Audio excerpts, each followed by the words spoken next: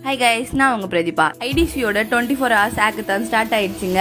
நிறைய பேர் வந்து விசிட் பண்ணியிருந்தாங்க, நிறைய பேர் வந்து ஹேக்கத்தானில் பார்ட்டிசிபேட் பண்ணியிருந்தாங்க. செம்ம ஜாலியாக இருந்துச்சுங்க இன்னைக்கு. எனக்கு பர்சனலி ஐடிசி வந்து ரொம்ப எக்ஸைட்டடாக இருந்துச்சு. ஏன்னு கேட்டிங்கன்னா, நாங்கள் அதில் ஃபர்ஸ்ட் டைம் ஸ்டால் போடுறோம்னு சொல்லிட்டு எக்ஸைட்டடாக இருந்தோம். நீ நினச்சா நடந்துருமான்ற மாதிரி ஸ்டால் போகிறதுலாம் கேன்சல் ஆயிடுச்சுங்க.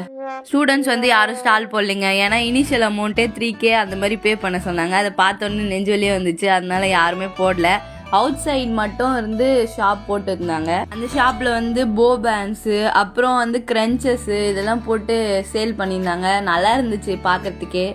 அப்புறம் பார்த்தீங்கன்னா பிரியாணியும் ஐஸ்கிரீமும் கூட ப்ரொவைட் பண்ணியிருந்தாங்க. நாங்களாம் ஃப்ரெண்ட்ஸாக சேர்ந்து பிரியாணி ஒன்று வாங்கி டேஸ்ட் பண்ணி பார்த்தோம். நல்லா இருந்துச்சுங்க. அவங்க கடை மட்டும் போட்டிருக்காங்கன்னு பார்த்தா இல்லைங்க, இந்த சிங்க் செட்டப்பும் கூடவே பண்ணியிருந்தாங்க. மேலே வந்து தண்ணி ஊற்றிருந்தாங்க. அது காலியாக இருக்கு, ஹேண்ட் வாஷ் பண்ணிக்கலாம். நல்லா இருக்குல்ல? ஸ்டாலை கரெக்ட் டைமில் போடாதனால எங்களுக்கு ரொம்பவே லாஸ் ஆயிடுச்சுங்க. ஃபெப்பு லாஸ்ட் வீக் வந்து ஸ்டால் வந்து எங்களுக்கு போஸ்ட்போன் பண்ணியிருக்காங்க. போட்டோன்னா கண்டிப்பாக நான் உங்களுக்கு சொல்கிறேங்க. போன வீடியோட கடிஜோ கேன்சர் என்னன்னு பார்த்தீங்கன்னா, காக்காக்கு பிடிச்ச கான்டினென்ட் எது?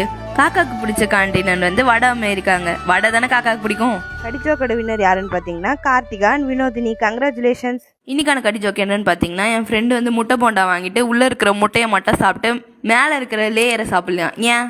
கமெண்ட்டில் சொல்லுங்கள்.